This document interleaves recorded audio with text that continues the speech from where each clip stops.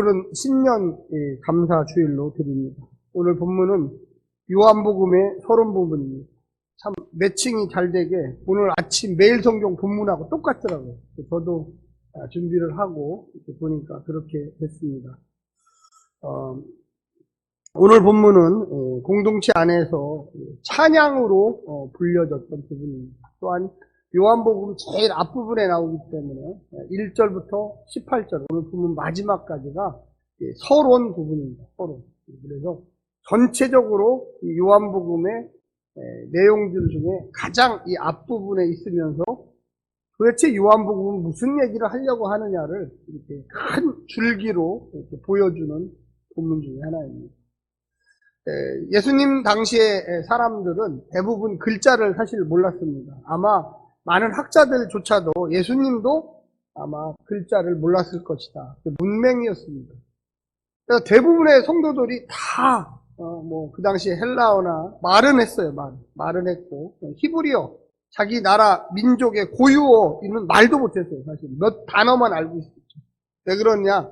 식민지를 오래 했기 때문에 거대 이 헬라 제국의 식민지 생활을 오래 하다 보니까 자기네 나라 말도 사실 잊어버렸어요.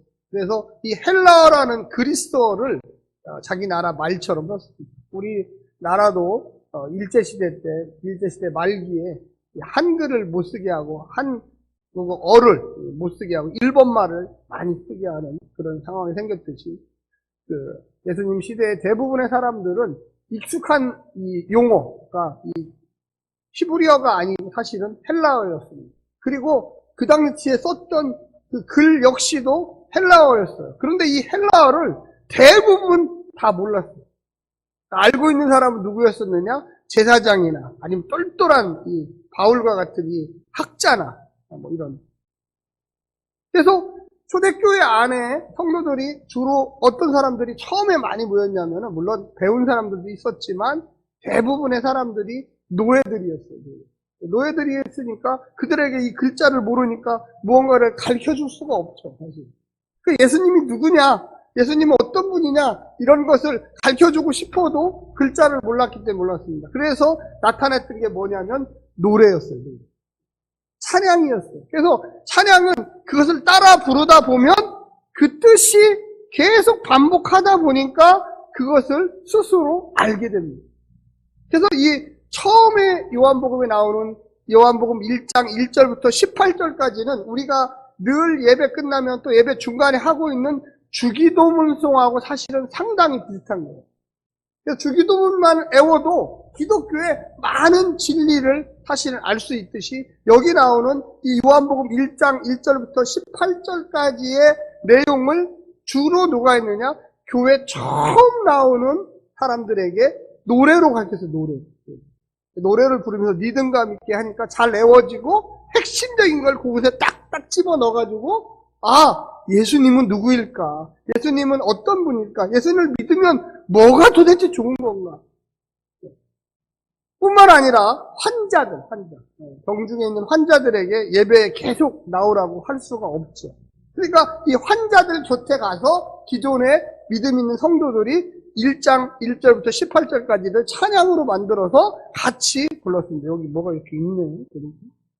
마스크를 미리 항상 빼먹고 다녀가지고 미리 넣어놓는다는 게 이게 화면을 보니까 자꾸 하얀 게 보여. 비둘기가 성령님처럼 오신 줄 알고. 네. 새해 첫날이라 또 이렇게 주님께서 오신 줄 알았습니다. 우리 가운데 주님이 다 계십니다. 아멘. 네.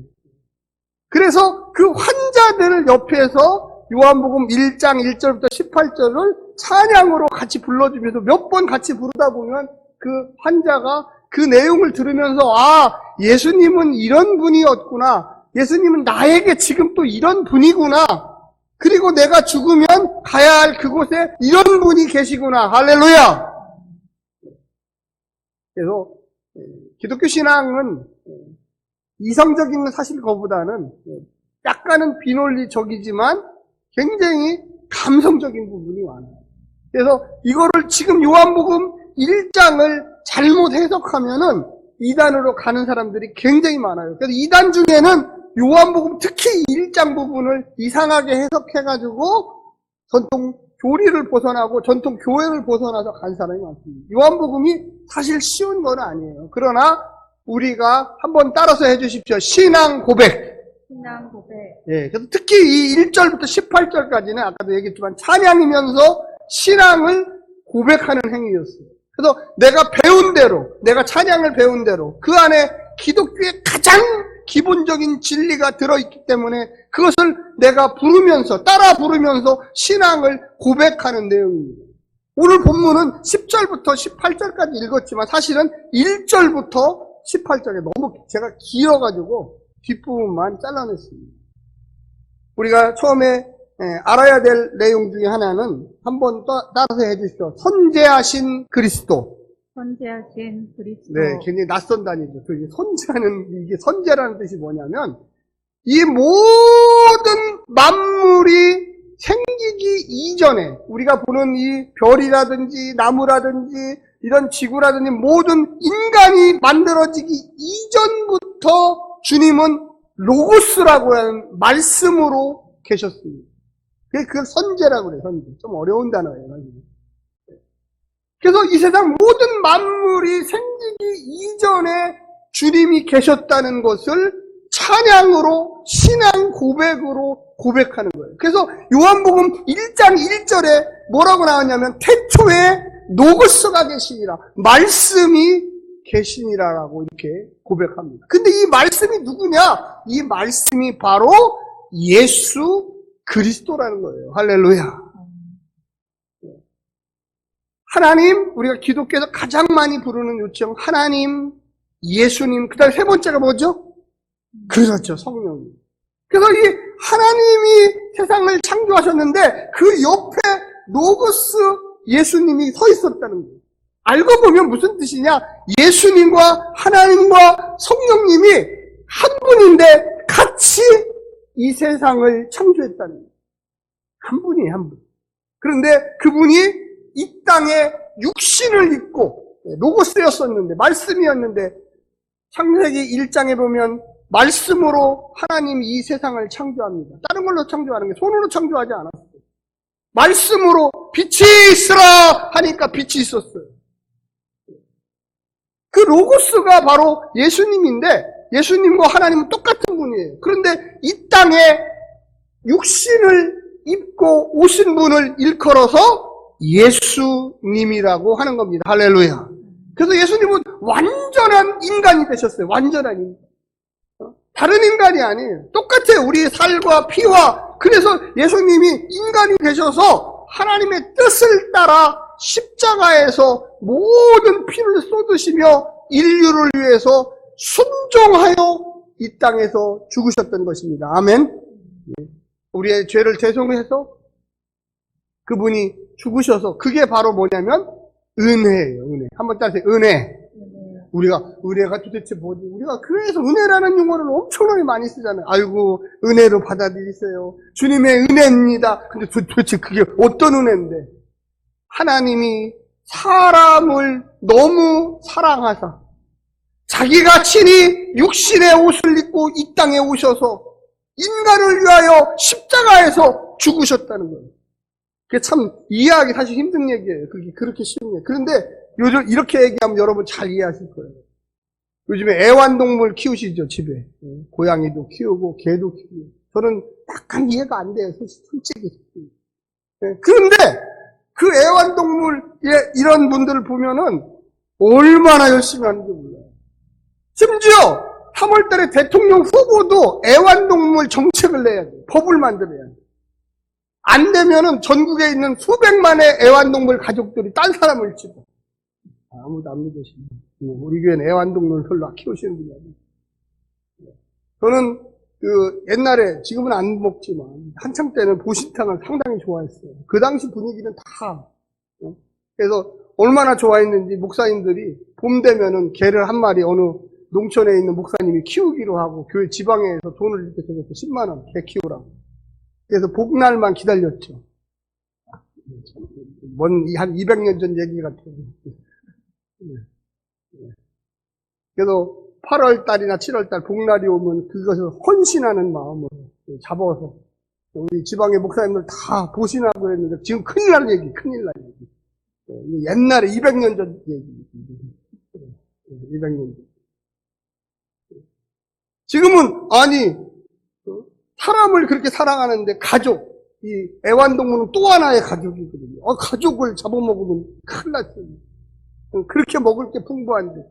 그 요즘에 이해가 돼요. 제가. 이 말씀이 지금 이해돼요. 아니 예수님이 이 땅에 하나님으로부터 이 땅에 육신, 이 더러운 육신을 입고 오셔가지고 어떻게 십자가에서 우리를 위해서 죽으셨나 이해가 안 됐는데 요즘에 사람들이 애완동물을 자기 가족처럼 아프면 하고 요새 보험도 나왔어요. 애완동물 보험. 요즘에 보면은 뭐 동물농장, 개는 뭐다, 해서 막 개 그 훈련시키는 이런 거 보면은, 너무 대단해. 그걸 보면서, 왜 우리가 저 동물을 저렇게 가족처럼 생각하고 사랑하고, 요새는 사람 장례식보다 개 장례식이 돈이 훨씬 많이 듭니다. 아무도 안 믿으시니. 한번 치러보십시오. 똑같이 사람 장례식하고 하나도 안 틀려요. 그냥 똑같아요. 정말로 왜 하나님이 인간의 육신의 옷을 입고 이 땅에 오셨을까? 오로지 딱 하나예요. 인간을 사랑하기 때문에. 할렐루야. 나는 처음에 이해를 못했어요. 저도 아무리 신학을 공부해도 아니 하나님이 왜 흙으로 사람을 만들어가지고 그렇게 사람을 좋아하고 사랑했을까? 여러분, 왜 하나님이 인간을 만드셨다? 종처럼 부려먹으려고요? 너 내 말 들어라. 내 말 안 들으면 너 왜 만들까? 이러려고 사람이 만든 게 아니야. 하나님이 만든 게 아니에요. 딱 하나예요. 한번 따라해서 사랑하기 때문에. 사랑하기 위하여. 하나님이 사람을 사랑하기 위하여 창조하신 거예요. 근데 이 사람이 창조성을 하나님의 본성의 일부를 사람에게 주니까 이 사람이 하나님한테 거역을 해요, 거역. 우리 자식들 보면 너무 잘 알죠? 그죠? 그렇게 열심히 사랑해주고, 그렇게 열심히 온갖 뒷바라지 다 해줬는데, 유치원만 갔다 오면 거짓말을 배워갖고 와가. 그때부터 시작해서 얼마나 고민이 되게 만드는지. 똑같아요. 하나님이 인간을 그렇게 사랑해서 만들었는데, 이 인간이 창조의 본성을 좀 줬더니 인간이 하나님을 거부하고 불순종하고 자기 멋대로 하고 자기가 하나님처럼 되려고 하다가 에덴 동산에서 쫓겨났죠. 그게 성경의 역사입니다. 그래서 우리의 마음속에 영생을 주러 오신 분, 오늘 본문에 써 있습니다. 요한복음 1장 12절, 이건 암송해야 돼요. 한번 보여주십시오. 조금만 기다려주세요. 네, 한번 같이 한번 읽겠습니다. 시작! 영접하는 자, 곧 그 이름을 믿는 자들에게는 하나님의 자녀가 되는 권세를 주셨어요. 네. 그래서 십자가의 그 은혜, 하나님이 주신 거예요. 그것을 믿는 자, 이게 바로 영접하는 자예요. 하나님이 인간의 몸을 입고 이 땅에 오신 이유는 사랑하는 성도님들과 저를 사랑해서 그것을 환영하는 자, 믿는 자에게는 그 이름을 믿는 자에게 예수님을 주셨다는 것을 믿는 자에게는 하나님의 자녀가 되는 권세를 다시금 회복시켜 주셨다는 거예요. 할렐루야. 네. 그래서 너는 내 자녀. 제가 동물농장이라는 프로그램을 가끔씩 이렇게 보는데 거기에 보면은 이 이상한 동물들이 많이 나오는데 특히 이 개들이 많이 나와요. 애완견. 근데 주인을 막 물어. 저 같으면은 뭐 이렇게 하든지 해서 이렇게 먹든지 이렇게 할 텐데, 그렇잖아요. 저는 죄송한 얘기나 성격이 좀 못돼가지고 어렸을 때 개를 많이 키웠어요. 그때는 애완견이라고 아니고 개라고 그랬거든요. 말 안 듣고 그냥 막 발로 차고 막 그랬는데 물어요. 주인을 막 무는 거예요. 그런데 그 주인이 안 버리더라고. 나 그냥 대단하신 분이에요. 그래서 전문가를 불러서 이 개를 어떻게 안 물게 하고 잘 돌보고 이렇게 해서 내 가족으로 만들 수 있는지를 물어보더라고요. 그래서 저는 그때 그 모습을 보면서 회개했다니, 회개. 내가 나한테 맞은 개들이 어렸을 때 많은데 왜 나는 개를 사랑하지 못했어? 방법을 몰랐죠. 방법을 몰랐죠. 주님이 이 땅에 오셔서 십자가에 죽으시고 나를 통하여 다시 하나님 나라, 처음에 창조했던 그 하나님께 돌아가라고 이야기하는데도 불구하고 사람들은 끝까지 거부하면서 나는 예수라는 사람을 모르고 나는 하나님이라는 그 은혜를 모르고 나는 그거 믿지 않고 내 맘대로 사다가 끝까지 영원한 지옥에 간다는 거예요. 우리의 삶 속에 지금 12절 읽었지만 영접하는 자 곧 그 이름을 믿는 자에게는 하나님의 자녀가 되는 권세를 주셨다는 거예요. 할렐루야. 이게 은혜예요. 이게 은혜. 그럼 진리는 뭐냐? 진리는 이 땅에 오셨던 예수님이. 여러분 거기 보십시오. 그 본문 보면은 이렇게 나옵니다. 11절에 자기 땅에 오매 자기 백성이 영접하지 아니하였으나 13절 이는 혈통으로나 육정으로나 사람의 뜻으로 나지 아니하고 오직 하나님께로부터 난 자들이니라. 말씀이 육신이 되어, 이게 은혜예요. 여기부터 진리입니다. 말씀이 육신이 되어 우리 가운데 거하심에 우리가 그의 영광을 보니 아버지의 독생자의 영광이요 은혜와 진리가 충만하다. 할렐루야. 여기서 보면 제가 충만이라는 단어 잠깐 보여주십시오. 충만이라는 단어로 설명드릴게요. 충만이라고 하는 것은 가득참입니다. 이 가득참은 뭐냐?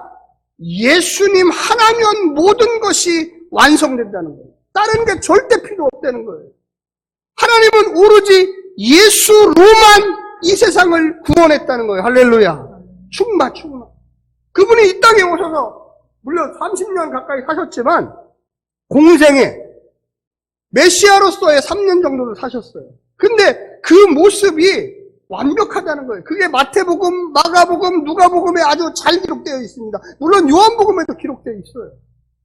예수님이 걸어가신 길을 여러분과 제가 순종하면서 하나님의 자녀로 걸어가고 있는 거예요. 할렐루야. 여러분 잘 들어보십시오. 여러분 잘 이해가 안 되실 거예요. 아니 우리가 예수님하고 똑같은가? 똑같아요. 똑같다는 의미는 뭐냐면 예수님이 걸어가신 그 길, 우리도 하나님의 자녀로 예수님의 이름을 믿고 예수님이 사신 그 방법대로 이 땅에서 걸어가고 있는 거예요. 할렐루야. 그게 진리예요. 여러분 진리의 반대말은 뭡니까? 사입이든지 거짓말이든지 거짓말처럼 신앙생활 하시는 분들이 많아요. 제발 올해 2022년에는 진리 가운데 사시기를 간절히 부탁드립니다. 우리가 하나님의 자녀예요. 여러분 옆에 있는 분에게 한번 이야기하십시오. 당신은 하나님의 아들입니다. 여러분 당신은 하나님의 딸입니다. 시작. 여러분 당신은 하나님의 딸입니다. 성도님 당신은 하나님의 아들입니다. 시작. 네, 맞습니다. 네. 그래서 예수님이 먼저 걸어가셨어요, 그 길을. 그래서 우리 아들과 딸들이 똑같이 그 진리를 믿고 따라가는 거예요.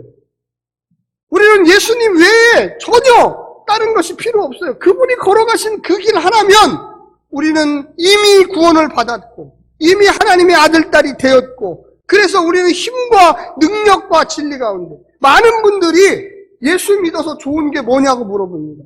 우리는 하나님의 아들, 딸이 된 거예요. 그래서 멋지게 사는 거예요.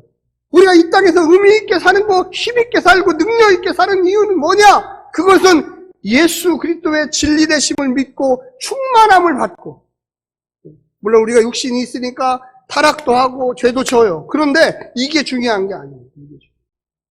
그게 아니라 우리의 마음속에 우리가 사실 죄를 져도 주님께서 이미 다 용서하셨어요. 할렐루야. 그렇다고 죄를 막 지라는 게 아니에요. 또 헷갈리시는 분들은 꼭 그렇게 했어요. 그게 아니라 적극적으로 우리는 빛이요, 적극적으로 우리는 선이요, 적극적으로 우리는 덕이요. 주님께서 먼저 그 걸어가신 길이 완벽하기 때문에 우리는 순종하여 쫓아가는 거예요. 그게 진리의 길입니다. 아멘. 주님은요 우리에게 영생을 주셨어요. 우리에게 기쁨을 주셨어요. 성령 충만함을 주셨어요. 근데 우리가 자꾸만 주님이 걸어가신 그 길을 쫓아가는 게 아니라 주님이 걸어가지 않은 이상한 길을 자꾸만 가고 있어요. 그러면서 한다는 얘기가 힘이 없어요. 나 예수 왜 믿는지 모르겠어요. 무엇이 좋은지를 모르겠어요. 여러분, 그 다음에 나오는 이야기를 한번 보십시오. 그 마지막 부분에, 14절 마지막 부분에 보면은 이렇게 나옵니다. 우리가 그의 영광을 보니, 예수님을 보니 아버지의 독생자의 영광이요 은혜와 진리가 충만하더라. 할렐루야. 여러분 16절 한번 같이 보시기를 바랍니다.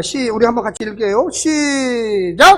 우리가 다 그의 충만한 데서 받으니 은혜 위에 은혜로라. 할렐루야. 은혜. 아까 은혜가 뭐라고 그랬어요? 하나님이 이 땅에 예수님을 보내서 우리의 죄를 대신하여 십자가에서 죽으시고 부활하시고 그리고 우리에게 영생의 기쁨, 그 은혜 위에 은혜를 더하더라. 할렐루야.